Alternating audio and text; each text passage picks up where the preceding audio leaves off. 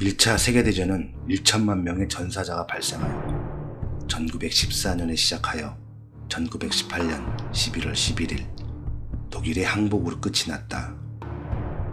2차 세계대전은 2,500만 명의 전사자가 발생하였고 1939년에 시작하여 1945년 8월 15일 일본의 항복으로 끝이 났다.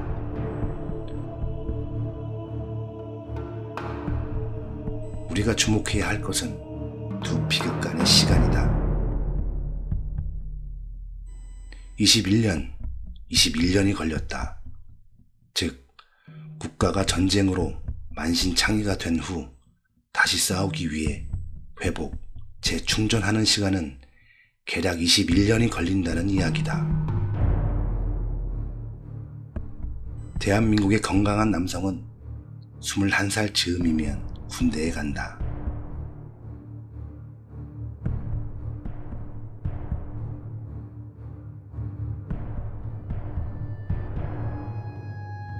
(2차) 세계대전을 알고자 한다면 1차 세계대전을 먼저 이해해야 하는 것처럼 3.1 운동을 알고자 하므로 동학농민혁명을 또한 알고자 한다. 모두들 그렇게 말하고 있다. 동의한다. 동학농민혁명은 1894년 한겨울에 시작하여 한겨울에 전봉준이 체포되면서 큰 싸움은 끝이 난다. 한참 동학혁명군이 기세를 올릴 때는 좋은 시절이 온 듯했고 혁명의 승리와 완성이 눈앞에 있는 것처럼 보였다.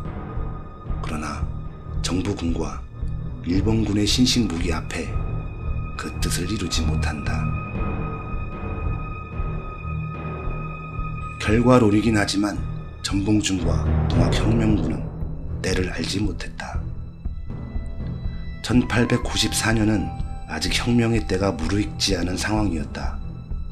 때를 제대로 보지 못하고 치밀한 준비 없이 혁명운동이 시작되었던 것이다. 전봉준이 체포되고 나서 관군과 일본군에게 사륙당한 사람이 30만 명이 넘는다고 한다. 동학농민혁명 과정과 전투 패배 후 수십만 명이 처형되고 농민들의 살림터전이 철저히 파괴되었다.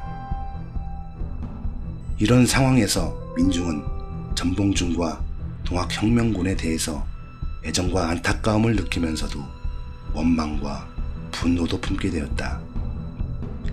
부모와 형제, 남편과 자식, 친구와 동료를 잃고 살림터전을 뺏긴 여인들과 농민들이 전봉준과 동학농민에게 좋은 감정만 가질 수는 없었다. 이들은 탄식과 비난, 원망과 미움을 품고 이 노래를 불렀다. 새야 새야 파랑새야 녹두밭에 앉지 마라. 녹두꽃이 떨어지면 청포장수 울고 간다. 새야 새야 파랑새야 우리 논에 앉지 마라. 새야 새야 파랑새야 우리 밭에 앉지 마라. 전봉준은 부패하고 무능한 권력과 불의한 관리에 맞서 혁명운동을 일으킨 영웅이다. 민중의 힘을 결집하여 관군과 관리를 몰아내고 호남 지역에 집강소를 열어서 몇 달 동안의 짧은 기간이었지만 민의 자유와 평등, 자치와 협동의 삶을 실현하고 가난한 농민들에게 자존과 존엄, 해방의 기쁨을 맛보게 한 것은 그의 큰 업적이었다. 그러나 그는 조선 봉건 왕조를 대체하는 새로운 국가 조직과 체제에 대한 분명한 사상과 이념을 가지지 못했고 세계의 변화와 흐름에 대한 안목과 이해가 부족했다. 당시 전봉준으로서는 선택의 여지가 없는 어쩔 수 없는 형편과 상황이 있었다고 해도 준비와 계획, 훈련과 교육도 없이 혁명 전쟁에 나선 것은 무모한 일이었다. 한겨울에 허술한 옷을 입고 축창과 화성총을 가진 농민군들을 이끌고 현대무기와 현대식 훈련을 받은 일본군, 광군에 대항하여 싸운 것은 용감하고 대단한 일이기는 하지만 참혹하고 무책임한 일이었다.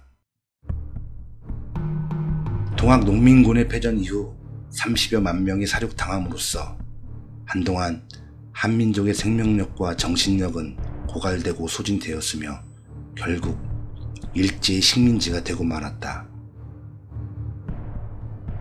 1900년대가 도래하기 전 일본은 희미하지만 끊어지지 않고 숨쉬고 있던 조선의 마지막 숨통을 이미 끊어놓았다고 할 수 있다.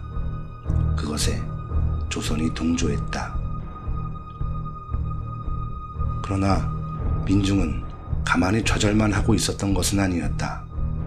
동학혁명군의 위대한 후손들은 자신들이 나라의 주인과 주체라는 사실을 조금씩 인식하기 시작했고 교육과 훈련을 통해 역량을 키워나가기 시작한다.